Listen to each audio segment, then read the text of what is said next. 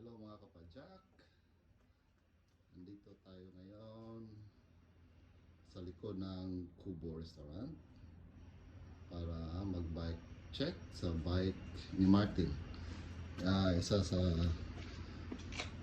pioneers ng Padyak Group dito sa Jersey Channel Islands. Sorry last time, last time nag-bike check ako sa bike ko and I was nagsalita ako ng Bisaya, so bear with me. Tagalog ako ngayon, so haluan ko lang ng English pag hindi ko man, if I can't explain it in Tagalog kasi Bisaya kasi ako.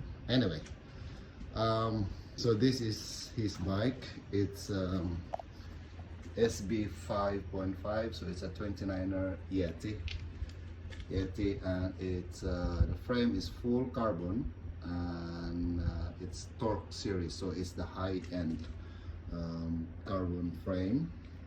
I think it's 2019 or 18 model, so it's something like that. Anyway, let's start with the cockpit.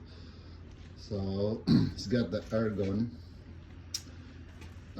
hand grips.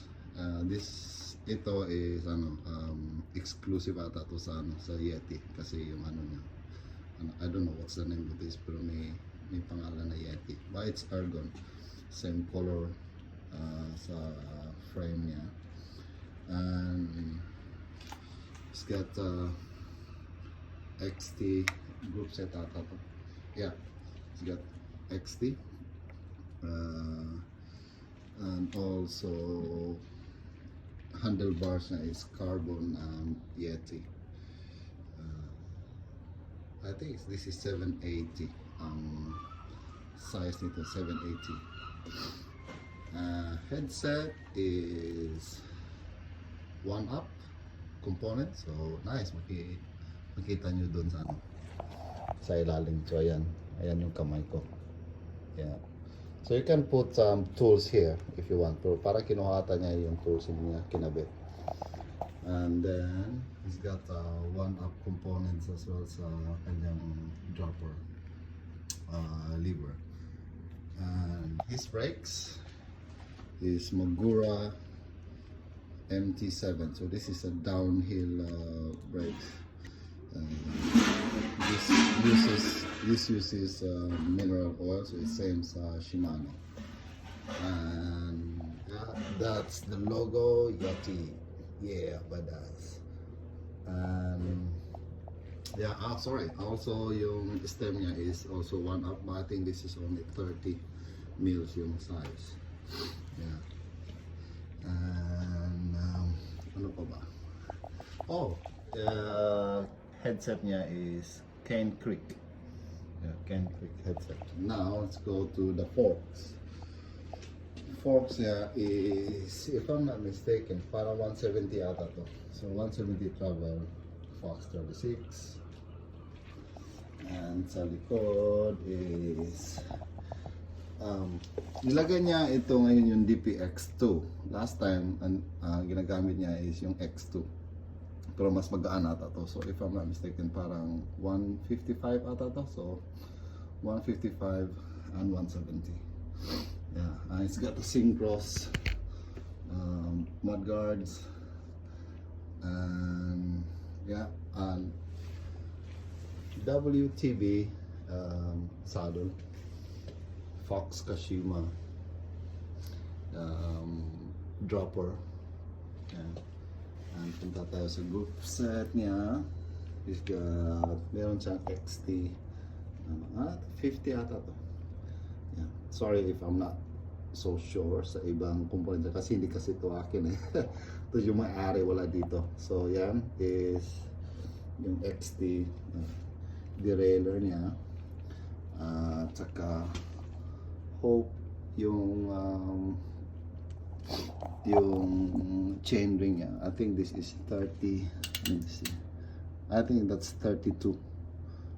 Hope oval chain ring, and yung crank arms niya is Hope Evo. Pedals palagi ito nag-glitch, pero I think this time itry niya yung ano, flat. So this is the Crank Brothers na pedals.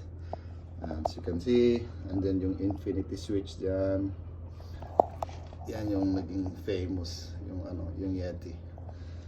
And let's go sa kanyang hubs.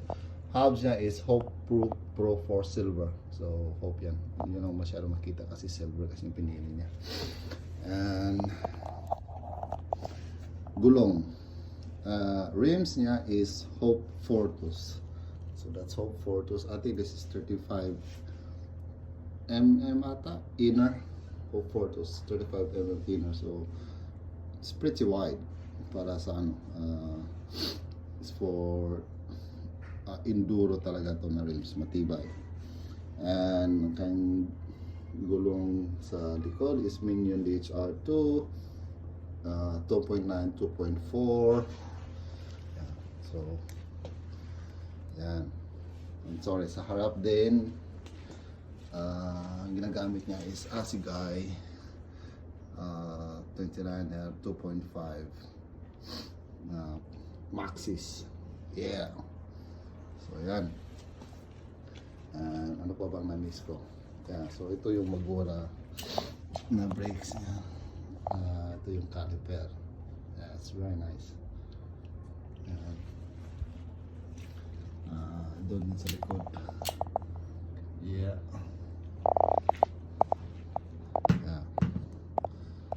Yeah. So I hope I didn't miss anything. Kung may mga tanong kayo, so just leave a comments and sasagutin ko o para matanong ko rin si Martin, may-ari nito. So this is an enduro bike. Again, put it in sa trails. It's very capable sa trails. And if you want big jumps, kayang-kaya ito sa bike na to. Okay mga kapadyak, that's it for now, and thank you for watching. So don't forget to subscribe. Thank you. Bye-bye.